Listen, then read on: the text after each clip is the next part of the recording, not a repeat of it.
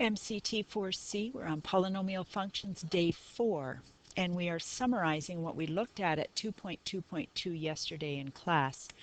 And we're going to look at linear, cubic, quadratic, and quartic, and make some nice summary notes, and there will be a summary sheet you can print off online as well, and do some work on page 86. So we're going to start with linear and cubic. They're kind of odd.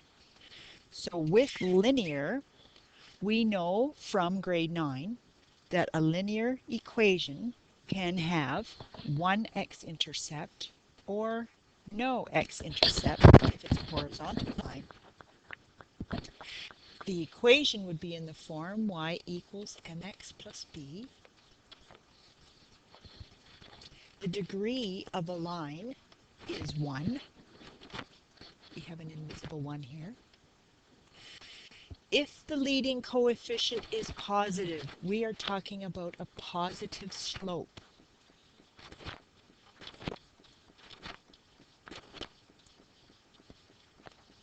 For a line, as x approaches infinity, then our function is going to approach infinity. So if we have a positive slope, we're going to have a line like that. As x approaches infinity, our line would approach positive infinity. And as x approaches negative infinity, our line is going to go down to negative infinity. If the leading coefficient is negative, so we're going to have a line that slopes like that. As x gets very large, our line is going to get very negative. As our x value approaches negative infinity, our line is actually I at that time. There are no turning points in a line. It does not change direction. The domain, anything is possible. For a line, x can be any value, unless it's a vertical line, and that's not a function. So we can write our domain, curly bracket, any x where x is a real number. It's all good. For a line, our range is you can have a y, any old y will do, if it's a real number. Looking at cubics, the function has the form y equals a x cubed plus bx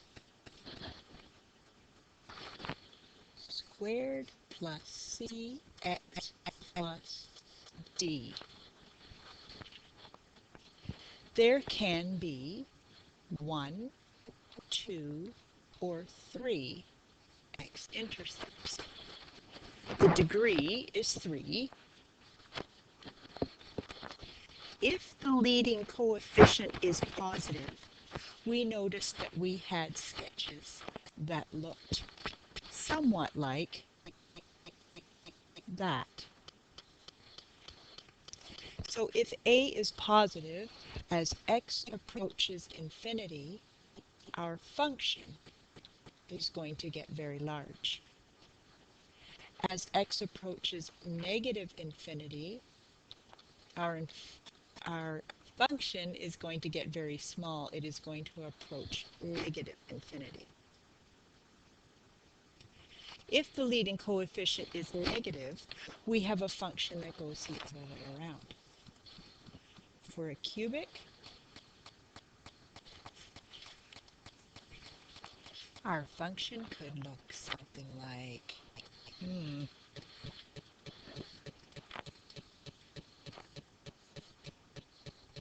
when a is negative. A is less than 0. Maybe we should make a note of that. So, in this case, as x approaches infinity, our function is going to go down to negative infinity. As x approaches negative infinity, our function is very large. For a cubic, there could be 0 or 2 turning points. For this particular function I've drawn here, it turns as it goes around this corner, and it turns as it goes around this corner. It also has a domain that any x will do in the real number set. And it is possible to have any value of y. The range is all elements of real numbers. Let's look at two even more interesting functions, quadratic and quartic, from our investigation yesterday. And from what we know from grade 10, we know a quadratic function is in the form y equals ax squared plus bx plus c. We know for quadratics there can be 0, 1, or 2 x-intercepts. The degree is 2. If the leading coefficient is positive, in other words where a is greater than 0, we know for a quadratic that it will open upwards.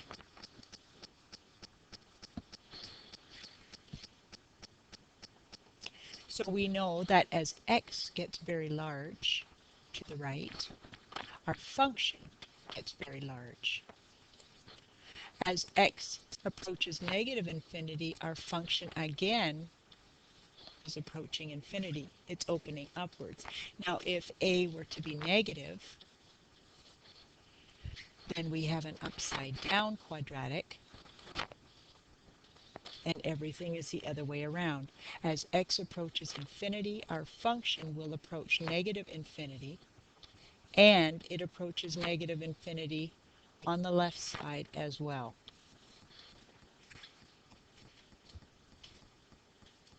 There is one turning point in a quadratic.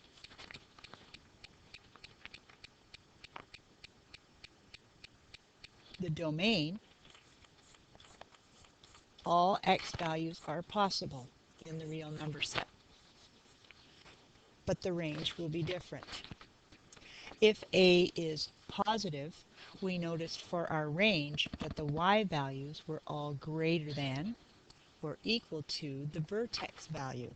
So our range has some limitations. If a is positive, then our range will be any y such that y is greater than or equal to k. And in this case, k is our minimum. And y is a real number. If a is negative, our parabola opens downward. Then we have restrictions on the domain such that y is less than or equal to k, the maximum value. Y has to be a real number. Let's compare our quadratic to a quartic. Quartic would be in the form y equals ax to the fourth plus bx cubed plus cx squared plus dx plus e. There are, for x-intercepts, possibility of none, 1, 2, 3, or 4. The degree is 4.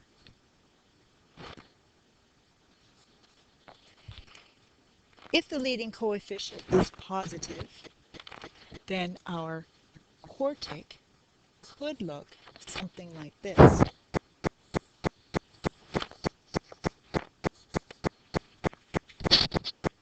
As x approaches infinity,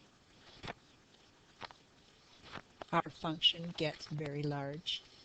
As x approaches negative infinity, our functions still get very large. if the leading coefficient is negative. A sketch could look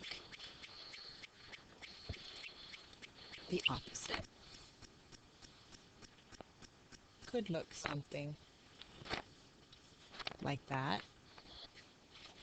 But we did notice that it was different. As x gets very, very large, our function approaches negative infinity.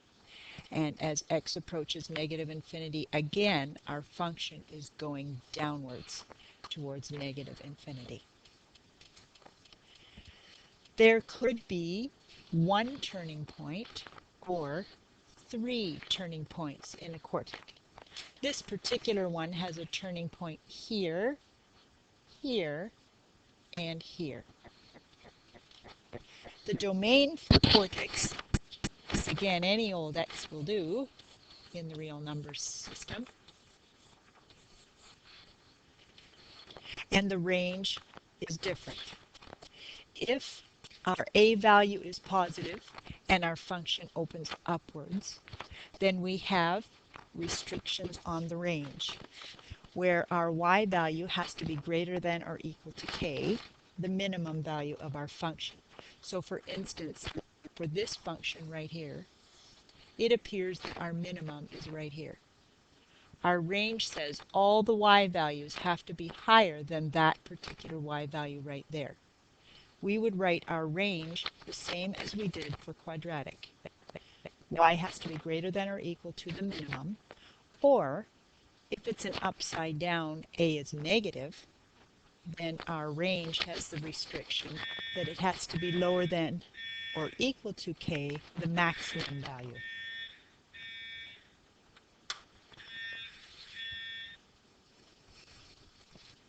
We looked at a lot of functions yesterday. You can now take your observations to the bank and assume they're true for all even and odd polynomial functions. I have created a summary sheet that you can print off and use, and you can even use that in a quiz, which there may be one tomorrow. You have some homework to do as well, pages 86, 87.